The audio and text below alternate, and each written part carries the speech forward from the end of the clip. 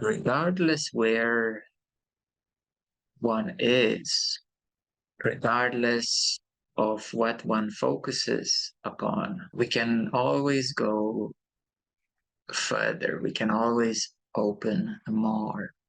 So, on one hand, we may go deeper and deeper, higher and higher. And then we may flip the coin to go beyond even that deepest depth, even that highest. I like to use the example of awareness, where we recognize that we are already aware.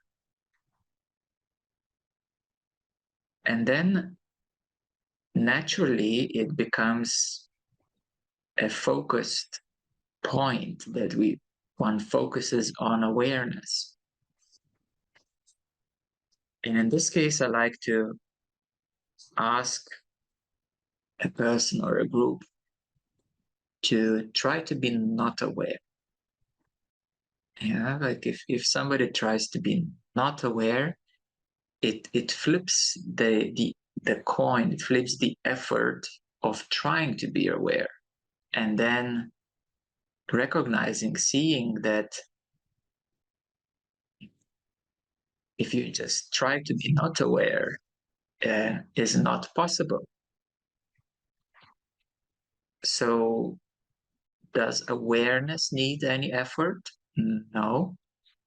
Awareness itself doesn't need any effort, but the focus, the attention itself,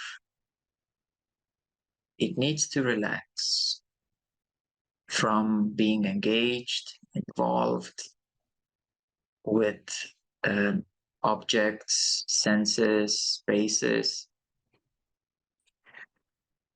And even if one focuses on awareness to try to maintain it or sustain it, and not slip back into energy or anything else that attention might get drawn to, it just happens automatically that attention itself starts slipping. So we recognize that this is something normal. That's how it usually goes. And then we may use this reverse technique of trying to be not aware. The same way as we go to the highest place, the self, one gets a sense that I am the self, and it's open, expanded, infinite, just, well, it's a normal openness actually. And after some time, the same mechanism that attention can start slipping. It's nothing new. The attention just does it like that. It starts slipping. And one at full consciousness may sense, okay, I'm the self, it's all open. And then, oh, I maybe need a bit of effort to balance from the energy. And one may reflect yet again to try be no self, to be no self. And that instantly frees things up.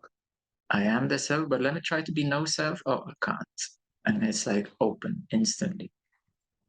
What is maybe a bit more practical for most people is on the spiritual journey, the identity shifts very much along the way.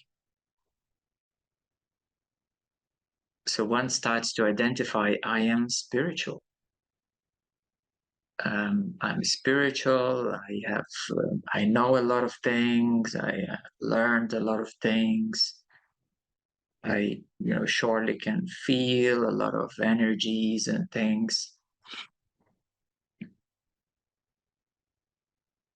And one starts to build up this new accumulation of spirituality, and one starts becoming somebody. I am spiritual. It's something is becoming.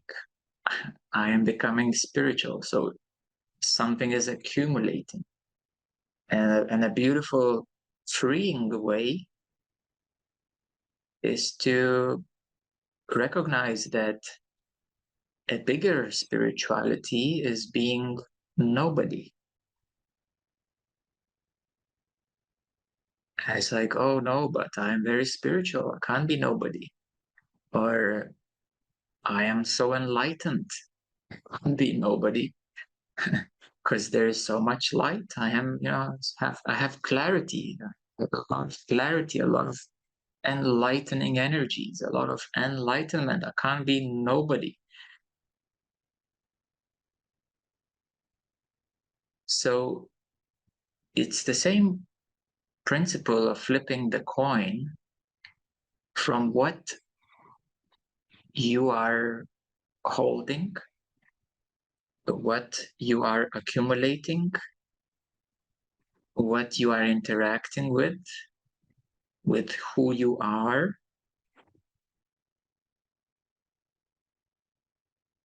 And this is a more, may say, advanced or more elaborate self-enquiry technique. In a simple way, this technique goes as not this, not that, but I'm not my thoughts, I'm not my body, I'm not my emotions, I'm not this, I'm not that. But then you're left in some kind of vacuum space, and that's kind of maximum that this technique goes, the simple version of it. You're left with some vacuum space and you're just like a limbo in it. And it doesn't feel natural at all. It just kind of chopped off, this and this and that. And it doesn't feel natural. It doesn't feel comfortable. And neither it shouldn't, but it has its own benefits and more at the beginning stages of self-inquiry. But today, what we're discussing is more broader, more advanced, can be used at any step along the way, because being nobody is lighter than being somebody. Trying to be aware, it's an effort, and recognizing that I should try to be not aware, oh, there's no effort in it. So it means it's possible to be naturally aware somehow without effort. And then we reflect, what is it that requires effort? So the attention is slipping into something, some energy or space, and then you inquire, why is it slipping? Because you might be more familiar with energy or space. And of course, you may have your intention that, oh, I want to be awareness, I want to be free. You have this wish or intention, but your automated mechanisms are more familiar with energy or with some space or something more tangible. So wishes, intentions, desires are pointing to that which you want, but that what is running a kind of automated, because that's what you're most familiar with. Even whatever effort you're putting to move forward energetically or in whatever way, you may flip the coin at any time to recognize that lightness easiness is always available when you focus on being nobody, for example. When you focus on being, if you are working on the self, you can flip the coin and be no self. If you are working on the beingness, presence, you may try uh, to be lighter by not being. So you may always recognize that something gets accumulated, something, and it's okay if you're progressing on in that direction. It's fine. It's normal, and that the quick access to the larger self, to the liberated self, is to flip the coin into no self, to try to be not aware, to try to not be. Or if you have accumulated to be somebody, like I'm spiritual, according to the journey, it's also okay. And then to try to say, oh, maybe I'm nobody. If that makes me lighter, maybe I should, for the time being, try to be nobody. So therefore,